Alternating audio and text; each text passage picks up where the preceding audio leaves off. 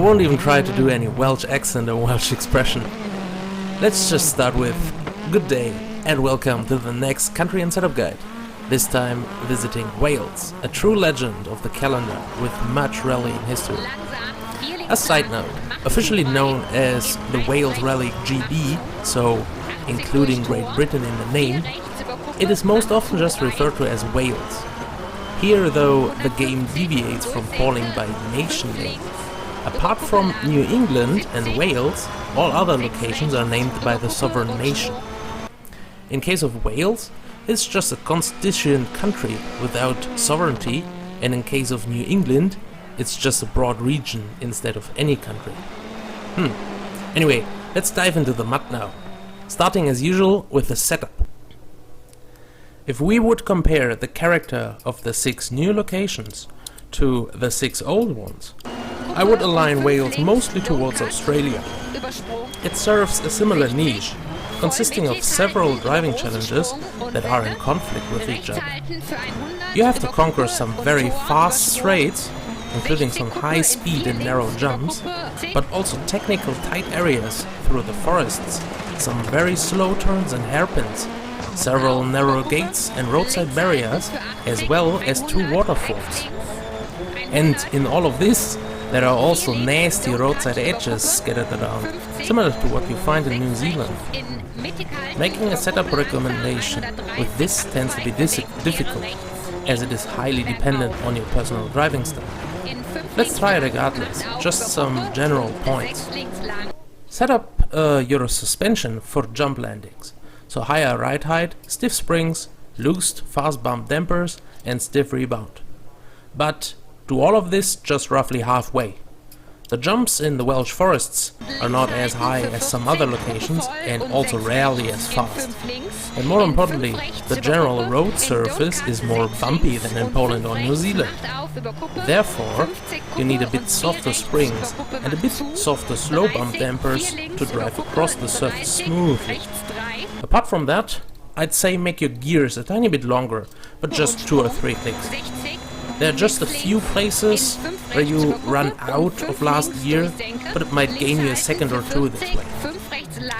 That would be it. But this might not work well out of the box for you. Use it as a starting point and tailor it more towards your driving style, just like in Australia. If you are amazing on the fast bits, tailor the setup towards it. If you are instead very comfortable with the technical tight areas, make it all stiffer and lower to be even quicker there. But it is all a compromise. Some other area will get more difficult to handle. Be aware of it. For testing, I would recommend the stages that start right with a waterfall complex. There you encounter a tight technical area followed by a fast straight, so you can feel more characteristics in the shape there. Personally, I tend to put my vehicle a bit higher up and make the fast bump dampers open up real soft. This serves well for cutting corners and driving over roadside edges and gives me some wiggle room for mistakes and recoveries. If you are perfectly smooth and can stay on track all the time, this might be unnecessary or even counterproductive. But, well, if you would be, I guess you wouldn't watch this video, eh? Well, the big downside of my setup is the high center of gravity. If one vehicle side bends down the suspension mid-corner, you will run a higher risk of easily getting into a flip or roll. And once you want to engineer this away, the vehicle gets immediately harder to drive over the edges and more twitchy on rough surfaces. So I just deal with the high center of gravity. As for my driving style, I value the flexibility of my driving path more than getting closer to the ground. Now let's move into the driving aspects of this Welsh forest. I always try to not repeat myself, and most of the driving characteristics I've already covered before. Take a look into the respective locations to learn more about it. For the bumpy fast areas, it's quite similar to Sweden. For the rest, I'd say watch Australia. There are just 2 aspects I want to highlight here specifically. First is the aforementioned waterfall. As I understand it, this is a specifically built spectator area for the rally, and you feel that it is no longer a normal forest road. The upper ford can have serious impact depending on your speed. You are able to almost clear it freely if you're fast enough, or jump right into the spectators if just below that speed. I find it quite unpredictable to judge, and tend to take out quite a bit of speed before going through, just so to maintain control with a high level of confidence. The second, lower ford, is actually crossing a river and not just a big puddle. You should focus on getting through there in a straight way. No turning or sudden movement while the wheels are in the water, and try to always have some throttle applied too. Avoid lifting the throttle off completely. Otherwise, the river might unequally grab your wheels and spin you out very quickly. Initiate the next turn once you drive out of the water and not in the middle of it. By the way, the hairpin turn in this area is proper tight and a great training location for your handbrake skills too. Now, the second highlighting I want to give to the aspect of roadside objects. There is a plethora of general stuff right next to the road in some places. Some of it is in your co-pilot notes, some of it you need to see.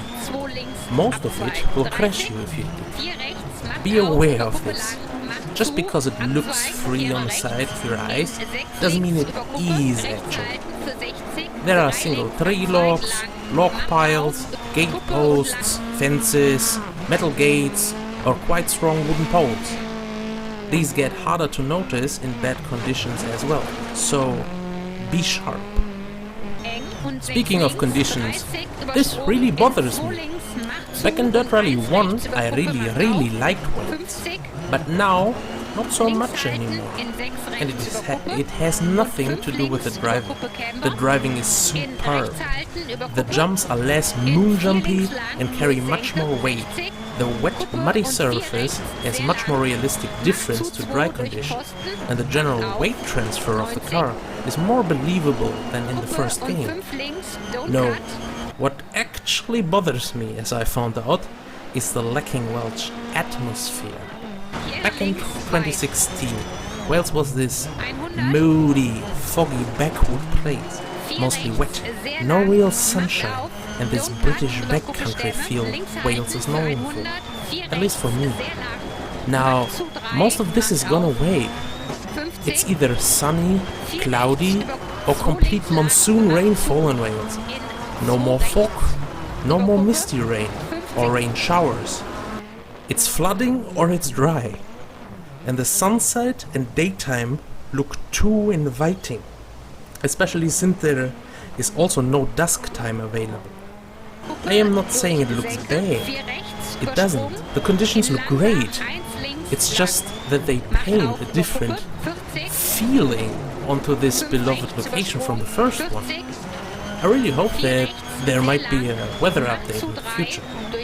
Right now, the only condition where I feel the Wales feeling that I know from all the days is during nighttime, when it's dry, when the forests look dark and unknown, when the trees scatter the car's lights around, when you see roadside objects in the last seconds, when the slight moonshine paints the sky moody.